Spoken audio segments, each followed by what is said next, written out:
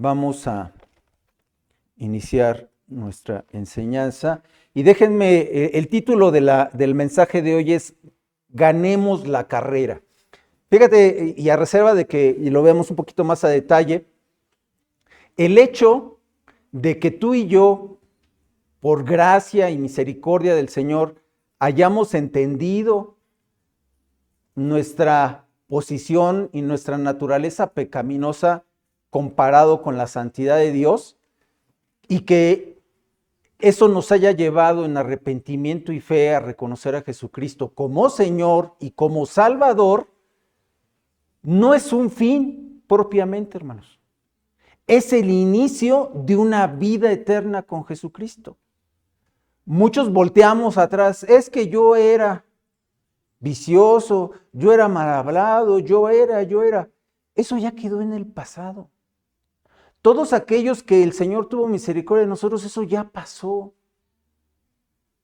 La palabra de Dios nos dice que nos olvidemos lo que queda atrás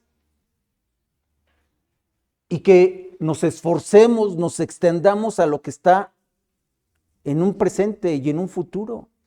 Eso es lo importante. A veces nosotros, cuando exponemos nuestro testimonio, caemos en un peligro, hermanos. Y es que al dar el testimonio, en lugar de darle la honra y la gloria a Dios, me lo estoy dando yo. Es que yo era de lo peor y mira ya cómo soy ahora. Ay, ahora soy muy bueno. Caemos en ese peligro.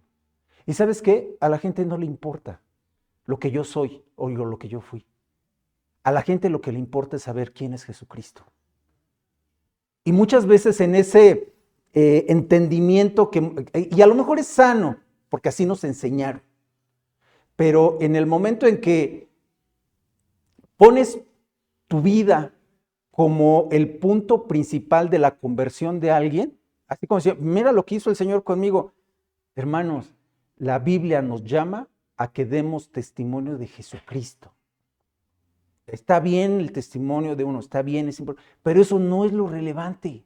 Lo relevante es predicar a Cristo. A la mayoría de la gente le gusta conocer las biografías acerca de las grandes personalidades. ¿Por qué? Porque quieren descubrir el secreto que las hizo notables. Las biografías de grandes personajes a lo largo de la historia son vendidas, son éxitos en las librerías, ahora digitales. Porque queremos descubrir, ¿y cómo le hizo? ¿Cómo le hizo para llegar a ser famoso y rico? En Filipenses 3, Pablo da su biografía espiritual, su pasado, que ya lo vimos en los versículos del 1 al 11. ¿Recuerdan? Todo esa de lo que él se jactaba, todo lo que hacía, de dónde venía, y que era fariseo, y todo el celo que él perseguía. ¿Y qué dijo que era eso? Basura. Eso no sirve de nada, con tal de conocer a mi Señor. Y ahora vamos a ver su presente. Filipenses 3, del 12 al 16. Acompáñame con tu vista y con tu entendimiento a leer Filipenses 3, 12 al 16. Y aquí en el español, en la traducción al español de este griego que se escribió la carta a los filipenses, trae un juego de palabras que a veces se vuelve un poquito complicado de entender, pero gracias a Dios vamos a entenderlo, ¿verdad? Dice Filipenses 3, 12. No es que ya lo haya alcanzado o que ya haya llegado a ser perfecto, sino que sigo adelante a fin de poder alcanzar aquello por lo cual también fui alcanzado por Cristo Jesús. O sea, el Señor me alcanzó para algo, con un propósito, y esa es mi meta, eso es a lo que tengo que llegar. Versículo 13, hermanos, yo mismo, y repite otra vez, no considero haberlo ya alcanzado. Lo vuelve a reafirmar. ¿Y quién era? Pablo, Y en lo que hizo, señales y prodigios. Y aquí 2 veces le dice a la iglesia de Filipos, yo no lo he alcanzado. Hermanos, yo mismo no considero haberlo ya alcanzado, pero una cosa hago, olvidando lo que queda atrás y extendiéndome a lo que está delante, prosigo hacia la meta. ¿Para qué? Para obtener el premio del supremo llamamiento de Dios en Cristo Jesús. Versículo 15. Así que todos los que somos perfectos, tengamos esta misma actitud, esta misma manera de pensar. Y si en algo tienen una actitud distinta, eso también se lo revelará Dios. Sin embargo, continuemos viviendo según la misma norma que hemos alcanzado. Vamos a orar, hermanos. Te damos muchas gracias, Padre, por la bendición de tener tu palabra. Gracias porque sabemos que allá en el pasado, Señor, tú un día tuviste misericordia de nosotros, nos hiciste entender nuestra naturaleza pecaminosa, pero eso quedó en el pasado. Ahora entendemos por el estudio de tu palabra que lo que importa es el hoy y el mañana. Y queremos adorarte, queremos servirte el día de hoy. Todo lo demás, dice tu palabra, que olvidemos el pasado. Ayúdanos a cada uno de nosotros, Señor, a que el día de hoy y el día de mañana y así sucesivamente podamos ser agradables a ti. Es en Cristo Jesús que te lo rogamos. Amén. Cuando el cristiano, hermanos, considera que ya es salvo y yo ya soy salvo, ya ahora sí me pongo en el sillón, me pongo tranquilamente, eso es bien peligroso, hermanos. Porque el verdadero creyente tiene un hambre de conocer a Jesucristo. Nuestra propia naturaleza nos lleva a que descansemos. No, pues es que yo ya soy salvo. Perdemos gran bendición, perdemos esa vida abundante que la palabra de Dios ofrece. Porque en la medida que vamos creciendo espiritualmente, hermanos, vamos disfrutando de esa vida abundante. Hoy, en las iglesias, los cristianos, hay muchos creyentes que vivimos vidas miserables porque no conocemos la riqueza que tenemos en el Señor, en su palabra. Nos hemos estacionado, nos hemos conformado a decir, pues yo ya soy salvo y ya está ahí. Y dejamos de aprovechar las cosas. Ya conocimos a Pablo, el evaluador, quien descubrió su nuevo sistema de valores. Él tenía un sistema de valores, el Señor le hace entender cuál era su posición y le cambia, es una nueva creación, y ahora cambia su sistema de valores cuando lo conoce. Y en los versículos 12 al 16 encontraremos ahora a Pablo el atleta. Dicen algunos comentaristas que a Pablo le gustaba el deporte. Y hay varias metáforas que él habla acerca de golpear, del boxeo, del atleta. Y aquí encontramos a Pablo, el atleta, quien con su vigor espiritual prosigue a la meta de la carrera cristiana. Porque hoy vamos a aprender, hermanos, que tú tienes un carril y en ese carril tienes que correr. Y tienes que correr de una manera que hay un esfuerzo tremendo. Y ahí está un punto que muchas veces se vuelve polémico y que hay que aclararlo, porque decimos, no, pues como dice la palabra, que el Señor ponga en mí el querer como el hacer. Así nos quedamos, ¿no? Estoy esperando que ponga el Señor mi querer y el hacer. Y así se nos va la vida. Debe haber una intención en la vida del creyente, hermano, de abrir la palabra con una actitud. Es que no entiendo, Señor, ayúdame a entender. Estoy leyendo y las palabras son complicadas, Señor, dame sabiduría. ¿Y sabes qué? El Señor la da. Y empiezas de alguna manera, te alumbra, te ilumina y empiezas a entender su palabra. Y es cuando empezamos a disfrutar esa vida abundante. En cada una de esas experiencias, Pablo está ejercitando la mente espiritual. Está mirando las cosas terrenales desde la visión de Dios. Por eso también muchas veces cuando el cristiano no está disfrutando la vida abundante, pues está triste, está deprimido, porque está viendo las cosas del mundo en su visión chiquita, pequeña. Pero cuando la ves a la visión o conforme el filtro de la palabra de Dios, tu visión cambia por completo. Y por eso Pablo no está intranquilo por las cosas del pasado. ni por las cosas a su alrededor. ¿Por qué? Porque las cosas no le roban su gozo, que fue parte de lo que ya estudiamos en los capítulos anteriores. En sus cartas, Pablo usa muchas ilustraciones. Ese fue el método de Jesucristo. Usaba metáforas para que pudiéramos entender lo que él hacía. Y Pablo las toma, siguiendo el ejemplo de su maestro, del mundo que lo rodeaba, para comunicar verdades acerca de la vida cristiana. ¿Cuáles eran algunas? Nada más como ejemplo, el servicio militar. Vestíos de toda la armadura de Dios. De la arquitectura, sois templo del Espíritu de Dios, del Espíritu Santo. La agricultura, todo lo que el hombre sembrare, eso también segará. Y el atletismo, que es lo que vamos a ver en este texto, donde Pablo es el atleta, donde el creyente es el atleta. Y es importante entender, hermanos, que Pablo no está diciendo cómo podemos ser salvos. Él ya está hablando que en una línea del tiempo fuimos salvos. ¿Y luego qué? Bueno, ahora Pablo va a hablar que sigue después de que somos hijos de Dios. Está hablando de la vida cristiana actual, porque la salvación tiene un pasado, tiene un presente y un futuro. Y desafortunadamente, hermanos, muchos vivimos, es que yo conocí al Señor en 1900. Ya se escucha muy viejo eso, ¿verdad? ¿Y eso qué? ¿Eso qué tiene que ver que hayas conocido al Señor en 1900? ¿Cómo lo conoces hoy? Porque nos jactamos. Y eso es bien peligroso. Y vemos a los demás así como, ¿tú eres del 2000? No, yo conocí al Señor en 1900 cuando era de lo peor. ¿A mí qué me importa lo que eras? Háblame de Jesucristo. De eso es lo importante. Háblame de lo que el Señor está haciendo hoy en tu vida. Háblame de lo que el Señor, cómo el Señor ha transformado tu corazón de piedra y lo ha ablandado.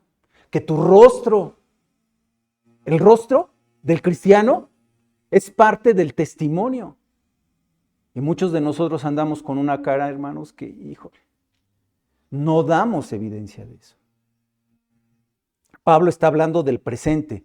¿Qué estás haciendo hoy, hermano? ¿Qué estamos haciendo hoy? Para explicar esto, Pablo utiliza la ilustración de los juegos griegos. Ustedes saben que Grecia se caracteriza o tiene fama por lo de los Juegos Olímpicos. En Corinto se hacían también otros juegos y Pablo utiliza todo eso para explicar verdades de la vida cristiana. Y en aquel entonces, parte de los premios que le daban a los atletas es que si ganaban, se volvían ciudadanos romanos. Y los ciudadanos romanos tenían privilegios. Por aquellos que tenemos la gran bendición de trabajar, por ejemplo, los ciudadanos romanos no pagaban impuestos. Imagínate tu recibo sin impuestos, tu aguinaldo sin impuestos. Sería una preciosura, ¿verdad? Bueno, el ciudadano romano tenía privilegios. Uno de ellos era lo de los impuestos. Pero, por ejemplo, Pablo no tenía que participar en la carrera para ganar su ciudadanía. Él ya era ciudadano del cielo. Todo creyente ya es ciudadano del cielo, hermanos. Tú y yo pertenecemos al cielo. Está en la pista, cada uno tiene su carril en qué correr y una meta que lograr. Si viéramos aquí en sentido figurado cómo vamos, imagínense en cada uno de nosotros en un carril, si voltearías para atrás, que ahorita vamos a ver eso, hacia dónde está tu mirada. Si alcanzamos la meta del modo que Dios ha planeado, vamos a recibir una recompensa, dice la palabra de Dios. Y aquí muchas veces dice, no, es que yo no lo hago por la recompensa. Pues aunque no lo veas, hermanos, dice el Señor, que aquel que hace su voluntad vamos a recibir una recompensa, una corona de la vida. Y si fallamos, vamos a perder esa recompensa. Pero ¿sabes qué? No vamos a perder nuestra ciudadanía en el cielo. No vamos a perder nuestra salvación. Por eso es que la salvación no depende de ti ni de mí, es del Señor. Y ahorita lo vamos a explicar. Acompáñame a 1 Corintios 3:11. Nada más para explicar esta parte. Primera carta a los Corintios, capítulo 3, versículo 11. Aquí estamos hablando entre cristianos, entre personas que ya son salvas, que ya conocen al Señor y se someten a Él. Fíjense cómo dice aquí Pablo, primera a los Corintios 3, 11. Pues nadie puede poner otro fundamento que el que ya está puesto. ¿Cuál es? Jesucristo. Ahora bien, si sobre este fundamento alguien edifica, ¿qué es edificar, hermanos? O sea, va a empezar a construir, va a empezar a crecer y empieza a poner características en sentido figurado. Dice, alguien edifica con oro, con plata, con piedras preciosas, y aquí ya da un cambio, o con madera, heno y paja. Y aquí valga la pregunta, ¿cómo estás edificando tu vida? ¿Con oro, con plata, con piedras o con madera? ¿O con heno o con paja? ¿Con qué estamos edificando nuestra vida?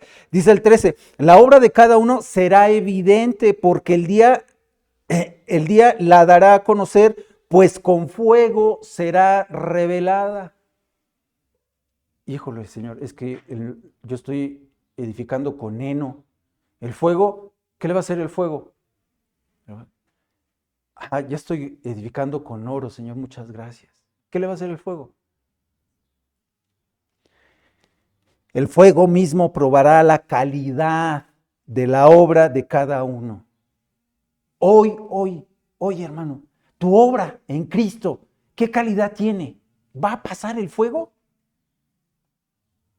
Hoy, no me importa lo de años, hace años, no me importa si tuviste un liderazgo en la iglesia, no me importa si tienes 20, 50 años como cristiano, eso no importa. Hoy pasas la prueba. ¿Con qué estás edificando? ¿O qué le vas a decir al Señor? Señor, es que pues yo tengo muchos años de cristiano, entonces, no. 14. Si permanece la obra de alguien que ha edificado sobre el fundamento que es Jesucristo, recibirá recompensa. Si la obra de alguien es consumida por el fuego, sufrirá pérdida. Sin embargo, él será salvo. Tu salvación no se pierde. Y en eso debemos descansar, hermanos. Estar confiados y seguros porque la salvación la da el Señor, aunque así como a través del fuego. ¿Qué quiere decir? Que cuando lleguemos ante la presencia del Señor, el Señor va a evaluar y vamos a pasar cómo fue la calidad de lo que hicimos tú y yo. Hoy, hermanos. Todos nosotros queremos ser creyentes victoriosos y presentarnos con nuestro fundamento de oro y plata ante el Señor y lograr los propósitos por los cuales fuimos salvos, porque el Señor deja claro que hemos sido salvos con un propósito que Él ya nos puso. ¿Y cuáles son estos factores esenciales para ganar la carrera, hermanos? Es lo que vamos a ver el día de hoy y la recompensa prometida. Van a ser 4. Conciencia, concentración, disciplina y consistencia. Conciencia, concentración, disciplina y consistencia. El primer punto es tener una conciencia de la santificación. Versículo 12. La conciencia de la santificación. Y esto, poniéndolo en palabras sencillas, debemos de estar conscientes que cada 24/7, hermanos, nuestro propósito, estamos en ese proceso de ser semejantes a Jesucristo. Aunque somos declarados justos, el Señor ya por su muerte nos declaró justos, ese es el proceso de la justificación, aún estamos siendo transformados. Y a eso la Biblia le llama santificación. Estamos en ese proceso. Roguemos al Señor que tengamos una insatisfacción santa. No estoy satisfecho con lo que conozco de la Biblia. No estoy satisfecho. Quiero conocer más del Señor. Y eso requiere tener una conciencia de que no es suficiente lo que tú conoces. Tener una insatisfacción santa para que sea un motor, para que tú puedas crecer espiritualmente. Y el versículo 12 indica con una declaración que rompe cualquier noción de una autosuficiencia espiritual. Con lo que hago es suficiente. no necesito más. Dice así el versículo 12, 3:12 de Filipenses. No es que ya lo haya alcanzado. Pablo lo está diciendo. O que ya haya llegado a ser perfecto. Hermanos, esa es la meta. La meta es ser perfectos. Y aquí vamos a ver un juego de palabras porque vuelve a mencionar la palabra perfecto más adelante, Pablo. Aquí no importa la edad o si eres hombre o mujer. El Señor nos está llamando a ser perfectos. Perfectos es alguien que no tiene pecado, alguien que no tiene error. Oye, hermano, es que eso yo no puedo hacerlo. Pues sigue luchando. Sigue extendiéndote. Sigue buscando en la palabra de Dios que el Señor te ilumine y que el Espíritu Santo te habilite, nos habilite para lograr ser perfectos. Lo está diciendo. Ese es el estándar de la Biblia, hermanos. ¿Y saben qué? Que muchas veces en el contexto de lo que se habla esta palabra es también de la madurez. Y está bien, y es válido. Pero también habla, como es este caso que estamos leyendo aquí en 3:12, está hablando de ser perfectos, sin pecado y sin error. Y como nos manejamos más por el esquema de que, es que hay que ser maduros y crecer, es una buena idea. Bien por ti, hermano. Vamos a crecer, vamos, échale ganas. No, el Señor nos está llamando a ser perfectos, sin error, sin pecado. Esta frase encapsula la doctrina de la santificación progresiva. Cada vez vamos siendo más semejantes a Jesucristo. La prioridad de la gracia divina sobre el esfuerzo humano. Debe haber algo que ponga el Señor en tu corazón y que tú estés consciente de que tienes que ser mejor hoy que ayer. Pablo, a pesar de su posición apostólica, ubicamos a Pablo y sus experiencias celestiales, reconoce que es imperfecto. Hizo muchas señales y prodigios, Pablo. Sanó. Visitó el tercer cielo. Resucitó a Eutico. ¿Se acuerdan de Eutico? Por aquellos que se están durmiendo ahorita en la predicación. ¿Sí se acuerdan de él? Que se murió porque se murió en la predicación. Se cayó y lo resucitó Pablo, ¿no? ¿Alguien de ustedes ha hecho este tipo de cosas? Porque Pablo, a pesar de que tuvo esas experiencias, decía que no lo había alcanzado. Estos hechos descritos como marcas distintivas de un apóstol confirmaban su mensaje y su autoridad mediante el poder de Dios. Y a pesar de esto, de lo que el Señor le permitía hacer, dice, no lo he alcanzado. Sigo adelante. Y esta humildad no es fingida, hermanos. No es algo que, no. Es una evaluación precisa y correcta de la condición del creyente hoy. La estructura del versículo 12 revela una tensión. ¿Por qué? Porque por un lado Pablo admite que no ha alcanzado la perfección absoluta. Y por otro, afirma que su vida está en búsqueda de esa perfección, incesante, tratando de alcanzarla. Así debe ser la vida del creyente, hermano. Buscar, tratar de hacerlo. Y el término griego traducido como alcanzar es como alcanzado o asido. La Reina Valera dice de asir, ¿no? Sugiere una captura firme. Así el Señor nos ha tomado. Y Pablo está recordando su experiencia de Damasco, en el camino a Damasco, hermanos. Aquí ya habían pasado 30 años de eso. Ya la salvación, ya el Señor nos tuvo misericordia, ya. Lo importante es hoy. Él no buscaba a Dios, al contrario, lo perseguía a la iglesia y con odio. Fue Cristo quien en un acto de gracia irresistible, así como lo tuvimos tú y yo, tú no te pudiste resistir cuando el Señor te convenció de pecado y lo aceptaste como Señor y Salvador. Y a Pablo lo alcanzó, lo derribó y lo hizo suyo. No corremos para que Cristo nos alcance, hermanos. Corremos porque Él ya nos alcanzó. Nuestra búsqueda de Dios, hermanos, es la respuesta a la búsqueda previa y eficaz que Dios hizo por nosotros. No es, ay, yo estaba así y luego me hablaron de la palabra y dije, pues suena bien, a ver, voy a ir. Hoy he decidido seguir a Cristo. El Señor previamente puso en tu corazón ese entendimiento, ese deseo de buscarlo a Él.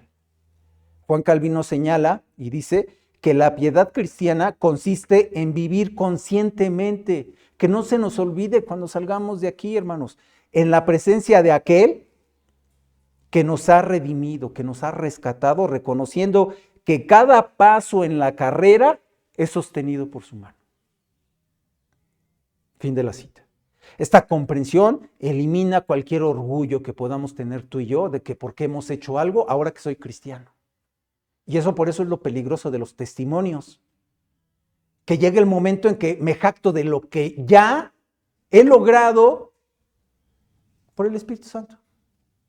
Porque yo ahora soy tal por cual, pero por el Espíritu Santo. Esta comprensión elimina el orgullo en el progreso espiritual, ya que todo avance viene del Señor. Y Pablo aceptó no haber llegado a ser perfecto. Y esto es algo correctivo que evita, en aquel entonces, hermanos, si ustedes se fijan en el contexto que conocemos ahora de Filipenses, vimos que los judaizantes estaban en esta situación de que se cumpliera la ley, que fueran circuncidados, etcétera, etcétera. Luego con el currículum que dio Pablo, decían, no, pues este cuate es perfecto. No hay nada que... Y dice Pablo, no se equivoquen, ¿eh? No podemos llegar a la perfección aquí en la tierra. Hoy hay iglesias que creen que con hacer ciertos rituales llegan a la perfección. Y eso es bien peligroso, porque ahí es cuando más te ataca el enemigo. Hermanos, cuando el creyente es declarado legalmente justo, que es en la justificación, todavía tenemos que luchar con los remanentes del pecado. ¿En qué? En ese proceso de crecimiento, en ese proceso de la santificación. Y esta insatisfacción divina es lo que nos provoca, por ejemplo, venir a la iglesia, a escuchar la palabra, a aprender más de Él. Y eso es esencial para crecer. No hay otra forma, así lo estableció el Señor. Un cristiano que cree haber alcanzado la meta, deja de esforzarse. Y te vuelves un autómata. Te levantas y ve, leo. Ya leí un capítulo, voy a desayunar, oro, voy a comer, oro, voy a dormirme, oro, es domingo, voy al servicio, como robot. Pero no le pregunten a mi esposa, no le pregunten a mis hijos, porque ellos saben la calaña que soy. Tengamos cuidado, se vuelve peligroso. Un cristiano que cree haber alcanzado la meta deja de esforzarse. Un cristiano que se reconoce imperfecto se aferra a la gracia y sigue y obedece a su Señor. Hebreos 12, acompáñame ahí, Hebreos 12.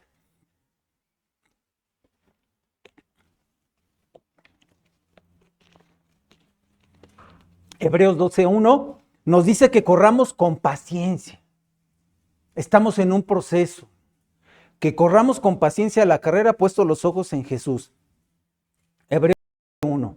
Dice, por tanto, Hebreos 12:1, puesto que tenemos en derredor nuestro tan gran nube de testigos, en el 11 está el Salón de la Fama, si ustedes recuerdan, en el 11 están todos aquellos héroes de la fe. Todos ellos dan evidencia que sí se puede. Sí se puede. Dice, puesto que tenemos en derredor nuestro tan gran nube de testigos, despojémonos, vamos a quitar todo eso que también, despojémonos también de todo peso y del pecado que tan fácilmente nos envuelve, tan fácilmente. Pues es que estaba yo ahí, pues ya caí, me dejo ir, hermano. Pues es que ya estaba ahí, hermano. Y blanditos, suavecitos nos ponemos. También de todo peso y del pecado que tan fácilmente nos envuelve. Y corramos con paciencia Y aquí habla de la perseverancia, la carrera, y vuelve a mencionar aquí la carrera. Por eso es que algunos comentaristas, como esta carta a los hebreos tiene mucho, como hablaba Pablo, creían que era él, pero no es el autor, ¿verdad? La carrera que tenemos por delante, puestos los ojos en Jesús, el autor y consumador, y en el original habla de que es el perfeccionador. El Espíritu Santo nos va perfeccionando de la fe, quien por el gozo puesto delante de él soportó la cruz despreciando la vergüenza y se ha sentado a la diestra del trono de Dios. Esto es como un recién nacido en cuidados intensivos, hermano. Un bebé recién nacido en un hospital, en donde si tú dejas a este bebé solo, sin cuidado, sin alimentación, corre el peligro de morir. Su vida corre peligro. Pero Dios, en su soberanía, no solo hace que el creyente nazca de nuevo, sino que lo coloca en un entorno en donde a través de su palabra, a través de la iglesia, a través de la enseñanza, va cuidando a ese nuevo creyente. Pero Dios ya puso todo lo dispuesto para que ese creyente creciera. Pero si esa nueva criatura no obedece la palabra de Dios, así tengas 80 años, eres un bebé espiritual, ¿eh? Así tengas todos los años del mundo en la iglesia cristiana, eres un bebé espiritual. La insatisfacción del bebé, ¿qué busca el bebé? Comida, busca a su mamá.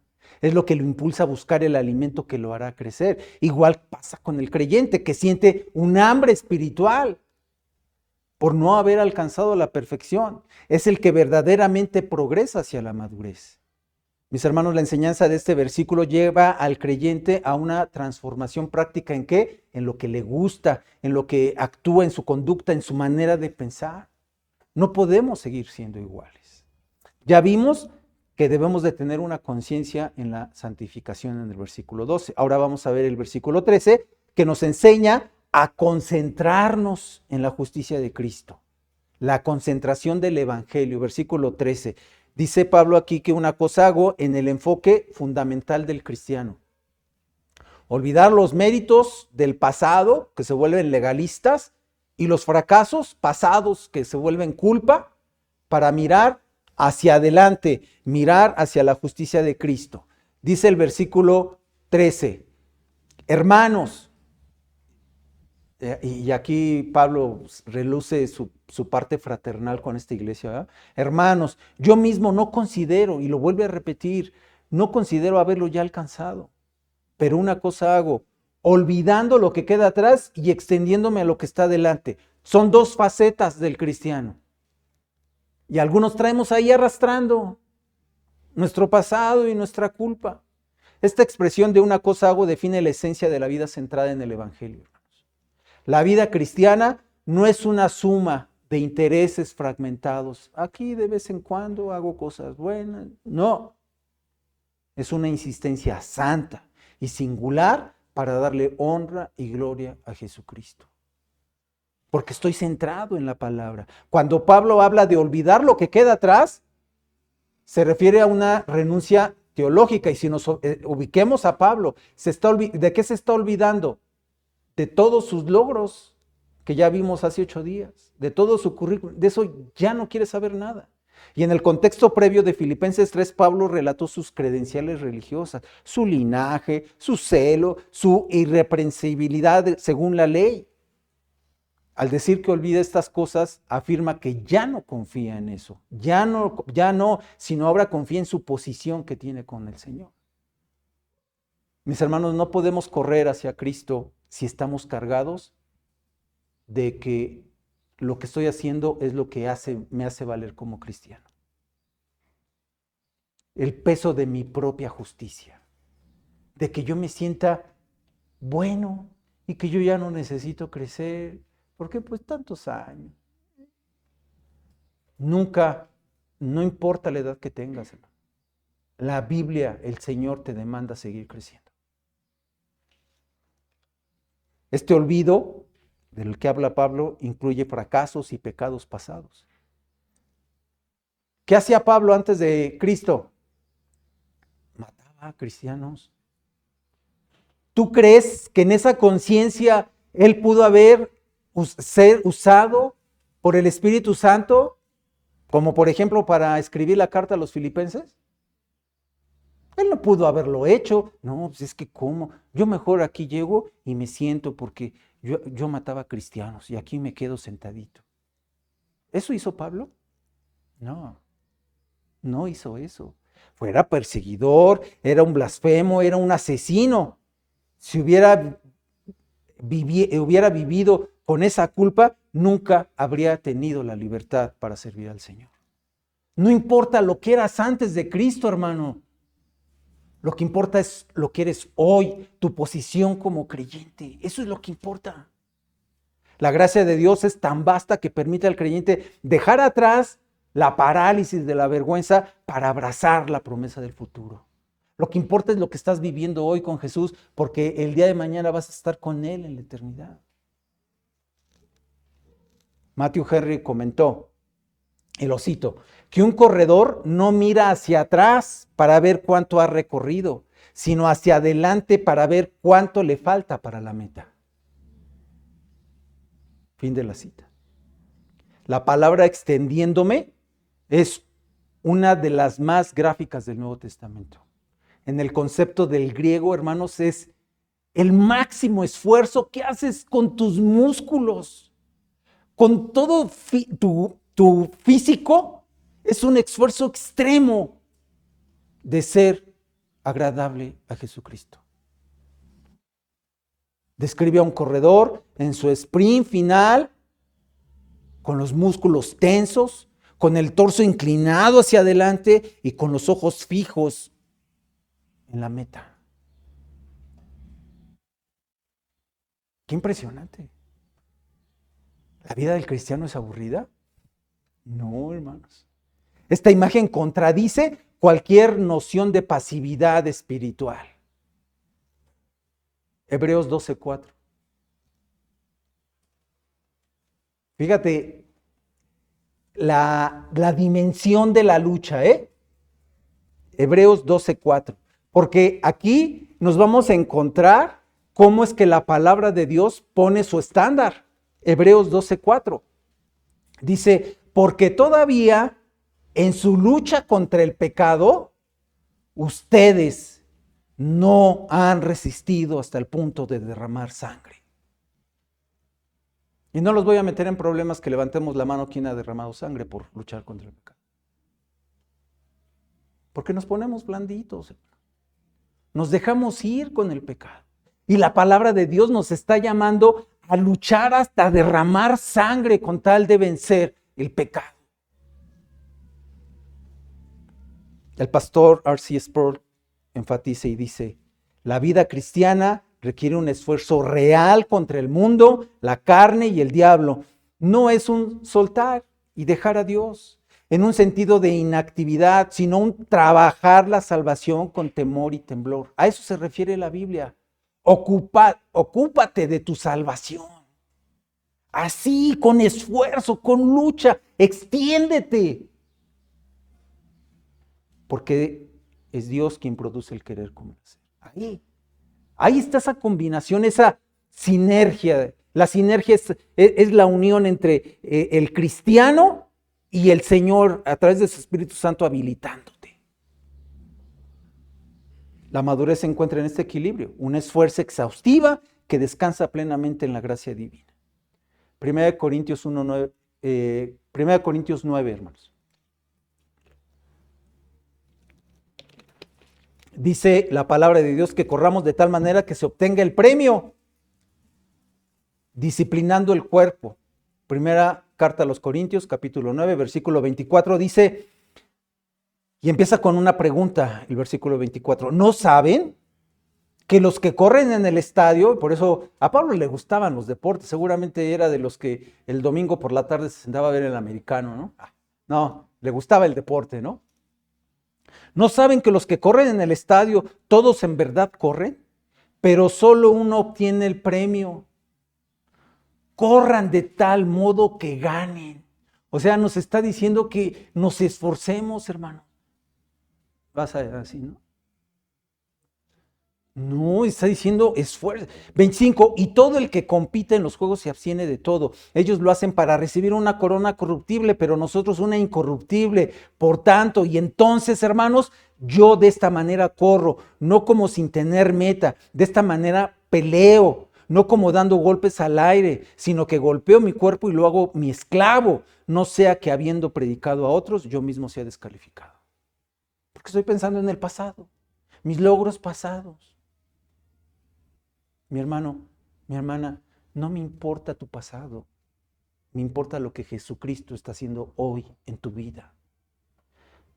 De aquí una aclaración, porque en este texto se ha usado para sostener que hay que autoflagelarnos y castigar el cuerpo con golpes. De eso no está hablando la Biblia, ¿eh? La palabra griega para golpeo, ahorita que vimos aquí en este texto, significa literalmente golpear debajo del ojo o poner un ojo morado, pero el contexto ¿cuál es? Que se trata de una metáfora atlética, del boxeo que se hacía en los juegos, usada en el contexto del boxeo antiguo para describir una disciplina física extrema y severa para dominar los deseos del cuerpo. No implica una autoflagelación. Eso no significa, no está diciendo eso. Es una autodisciplina rigurosa a someter el cuerpo y traerlo bajo control como un esclavo. Lo pongo en servidumbre. No me voy a dejar dominar. Pablo utiliza esta metáfora para contrastar la disciplina de un atleta con su propia autodisciplina espiritual, evitando así ser descalificado. ¿Cuál es el objetivo? Evitar que sus pasiones y sus deseos físicos lo dominen y que le impidan cumplir su ministerio.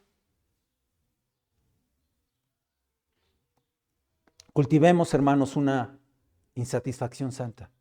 Que si de algo no estás satisfecho es con lo que conoces de la palabra. Y que eso te lleve a abrirla y estudiarla. No a leerla. No leas la Biblia. Al Señor no le importa que leas la Biblia. Al Señor le importa que la vivas, que la estudies. Porque muchas veces es pues, como leer el Mimín Pingüín, hermanos. Dijo, yo creo que ustedes no lo conocieron, ¿verdad? Pero, o el Calimán. Híjole, ya me fui más atrás. Porque si tú nada más lees la Biblia y no pasa nada en tu vida y sigues siendo, estás leyendo el Calimán. No estás haciendo otra cosa. No sirve de nada.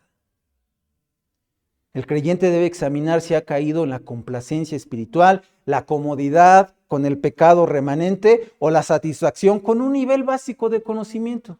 Ya sé que hay Antiguo y Nuevo Testamento, que hay profetas, que hay salmos, que está Pablo, que está Pedro. Con eso es suficiente.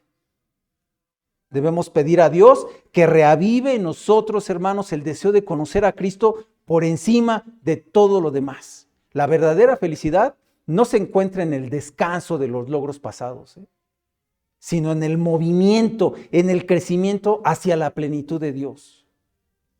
Entonces, ya vimos tener una conciencia de la santificación en el versículo 12, la concentración del evangelio en el versículo 13, pasemos ahora a la disciplina de la esperanza, versículo 14. El supremo llamamiento, la mirada puesta en la soberanía de Dios sobre lo futuro. Que ¿cómo conocemos eso? Como escatología, ¿verdad? Las cosas del futuro. El premio no es algo ajeno a Cristo, es Cristo mismo en su plenitud. Este es el premio que vamos a obtener. Y el versículo 14 es el punto principal de esta metáfora. Dice así, versículo 14, 3:14.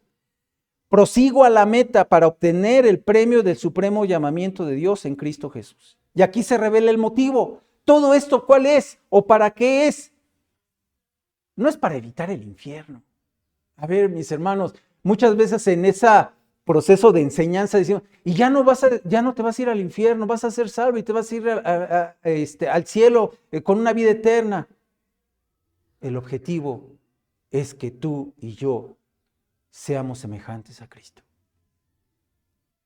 no es simplemente evitar el infierno, sino alcanzar la plenitud del conocimiento de Dios y la conformidad total, no parcial.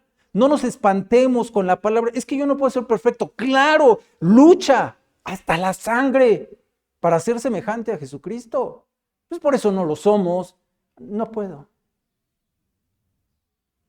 Romanos 8:29 dice, porque los que de antemano conoció también los predestinó. Y muchos nos quedamos ahí, ya nos predestinó, perfecto, gloria a Dios, amén, aleluya. Pero dice, los predestinó que a ser hechos conforme a la imagen de su Hijo. Para eso nos predestinó. Pablo ya estableció anteriormente que su deseo es conocerlo a Él, eso lo vimos hace 8 días. El poder de su resurrección, y vimos que el poder que ejerció Dios para resucitar a Jesucristo es el mismo poder que tenemos tú y yo habilitados por el Espíritu Santo. Pero también habla de que participemos de sus padecimientos. Y la meta no es un lugar físico, hermanos, es llegar a ser como Jesucristo. La glorificación es la etapa final donde el pecado es erradicado y el creyente es hecho perfectamente como Cristo. Dice el pastor Spurgeon, y lo cito, dice, ruega a los creyentes a no contentarse con su posición actual, recordándoles que son peregrinos que van de poder en poder y de gracia en gracia hasta que cada uno se presente ante Dios en Sión. Fin de la cita. Es vital aclarar que el premio no se gana por méritos humanos, hermano. Si el premio fuera un salario por el esfuerzo de la salvación, dejaría de ser por gracia. Dios, en su bondad, en su amor, promete recompensar tus obras y las mías. El premio es el deleite eterno de estar con Dios. La recompensa es estar con nuestro bendito Salvador. El cristiano no corre por miedo a la condenación, sino por el placer. Y esto lo hacemos porque nos da gozo. La seguridad de la elección proporciona la confianza necesaria para correr sin desmayar. Y el resultado final ya está garantizado. Ya en Apocalipsis nos platicó el fin de la historia.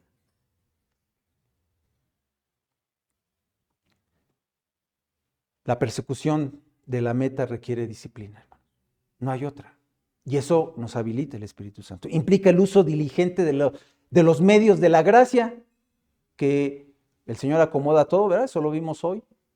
Los medios de la gracia, la oración, el estudio de la Escritura y la participación en la iglesia local. Esos son los medios que ha puesto el Señor para que nosotros estemos cuidados. Debemos olvidar las distracciones. Muchas veces, y seguramente te habrá pasado, estás con el celular, voy a ver un versículo y de repente te atrapa el TikTok. Y de repente te atrapa el Instagram. Y ya de repente estás ahí, pasaron 15, 20 minutos, ahí va a leer un versículo. Nos distraemos. El mundo nos pone muchas distracciones. Y ahorita, y cuando estamos orando, ¿no? Señor, ayúdame porque espiritualmente, la ropa. El refrigerador. Es que... y entonces, Señor, ayúdame. Cualquier cosa nos está distrayendo. Que se requiere disciplina. Disciplina. Ya analizamos tener una conciencia de la santificación, la concentración del evangelio, la disciplina de la esperanza, pero Pablo no ha terminado. Inspirado por el Espíritu Santo, nos exhorta a vivir piadosamente con la consistencia del caminar con Cristo. Versículos 15 y 16. Dice así, así que todos los que somos perfectos, por fin, pues no que no. Y ahora dice que sí. Bueno, es que en el primer versículo 12, como lo explicábamos o como lo entendíamos, en su original quiere decir el que seamos perfectos. Ahora aquí la palabra en su acepción, en su definición también quiere decir madurez. Por eso no alcanzamos a distinguir porque pues no conocemos ese griego, no tenemos ese contexto, pero hay ese juego de palabras. Así que todos los que somos perfectos se está refiriendo a los maduros. Si tú eres maduro, esto es para ti. Si tú eres bebé espiritual, no es para ti. Dice, tengamos esta misma actitud, esta misma manera de pensar. Y si en algo tienen una actitud distinta, eso también se lo revelará Dios. Sin embargo, continuemos viviendo según la misma norma. ¿Cuál norma, hermanos? La palabra de Dios que hemos alcanzado. Aquí se introduce el concepto de la madurez espiritual y la necesidad de la unidad en la doctrina y la práctica. En el versículo 12 dijo que no era perfecto, pero en el 15 se incluye con los perfectos. Y esto distingue entre la perfección absoluta que habla en el 12 con la madurez espiritual que habla en este versículo. El creyente maduro es aquel que comprende que no es perfecto y que necesita desesperadamente seguir creciendo. Cuando escucho estos adjetivos en la palabra de Dios, desesperado, esfuerzo total, y yo me comparo con eso, hermano, no lo he alcanzado. Yo tampoco lo he alcanzado. Nunca, no me veo yo hasta la sangre luchando con el pecado. Aquellos que se consideran maduros, pero son autocomplacientes, muestran que en realidad son inmaduros. Y nos confiamos. Es que ya tengo tantos años, ya fui al seminario. Y entonces, aquí puedo yo estar tranquilo. Eso es inmadurez. La verdadera madurez se caracteriza por una humildad profunda, un reconocimiento constante de la propia bajeza ante la santidad de Dios. ¿Por qué nos consideramos que no somos aptos, que somos pecadores? Porque nos estamos comparando con Dios, hermano. Y el Señor nos habilita para que tú y yo logremos y busquemos ser como Él. ¿Te das cuenta qué bendición tan grande? El versículo 16 exhorta a vivir según la misma norma. Esa norma es la Escritura y el Evangelio de la gracia. Juan Calvino dice, y utiliza este mensaje para exhortar a la unidad, dijo, si los cristianos están de acuerdo en los puntos esenciales de la fe, las diferencias en asuntos secundarios no deben romper la comunión. Dios en su soberanía revelará la verdad a aquellos que están equivocados y mantienen una actitud de búsqueda y obediencia a la luz que ya poseen. Fin de la cita. Y esto está hablando de los temas que ya vimos ahí también en la clase dominical, que hay verdades fundamentales de la palabra que no están en negociación, pero hay otros conceptos que maneja la Escritura que algunas denominaciones manejan de otra manera, pero son secundarias. Siguen siendo mis hermanos. Segunda de Pedro 3:18, hermanos, demanda y exige al creyente crecer. Sí, imagínate que ahí en la entrada todos los domingos te midieran espiritualmente. Sería tremendo, ¿eh? Oye, ¿has crecido en el conocimiento de nuestro bendito Salvador? A ver. Dice la segunda carta de Pedro 3:18, antes bien crezcan en la gracia y en el conocimiento de nuestro Señor y Salvador Jesucristo. A Él sea la gloria, ahora y hasta el día de la eternidad. Amén. Por lo tanto, si eres hijo de Dios, si somos hijos de Dios, debemos alejarnos de todas las maldades. Perseguir la vida piadosa sujeta a Dios. Vivir vida piadosa, recuérdense, es estar sometidos a Dios junto con fe, amor, perseverancia y amabilidad. Pelea la batalla. Aférrate a la vida eterna. La madurez implica crecer, hermanos, tener una visión correcta de nosotros mismos. Rechacemos el orgullo del perfeccionismo y del legalismo. Déjenme terminar con esto. Filipenses 3:12 al 16. No lo debemos tomar a la ligera, hermano. Tenemos un reto ahí muy grande. Tenemos que esforzarnos. Hay una descripción de la soberanía de Dios y de ahí es en donde nos debemos agarrar tú y yo para poder llegar a ser perfectos. Todo el pasaje está saturado de la frase en Cristo Jesús. Solamente así se puede. Solamente así. Nuestra capacidad de olvidar y extendernos proviene de nuestra unión, de nuestra comunión, de nuestro vivir con Jesucristo, obedeciendo su palabra. De ahí viene. Nuestra carrera comenzó en la eternidad pasada. Allá comenzó con el decreto de Dios de que ibas a ser predestinado y elegido. ¿Para qué? Para ser como Él. se hizo posible con la muerte del Salvador. No corremos por miedo a perder el amor de Dios, sino porque hemos sido cautivados por un amor que nunca nos va a soltar. Que cada uno de nosotros pueda decir, junto con el apóstol y con los santos de todas las edades, hermanos, que nuestra única ambición es alcanzar aquello para lo cual fuimos alcanzados. Vamos a orar. Te damos muchas gracias, Padre, porque tu palabra es clara, tu palabra es precisa, tu palabra es vigente. Sabemos que para el mundo es locura, pero gracias a tu Espíritu Santo nos haces comprenderla. Gracias porque sabemos y entendemos que todo lo podemos lograr solamente en ti. Ayúdanos, Señor, a nuestra incredulidad.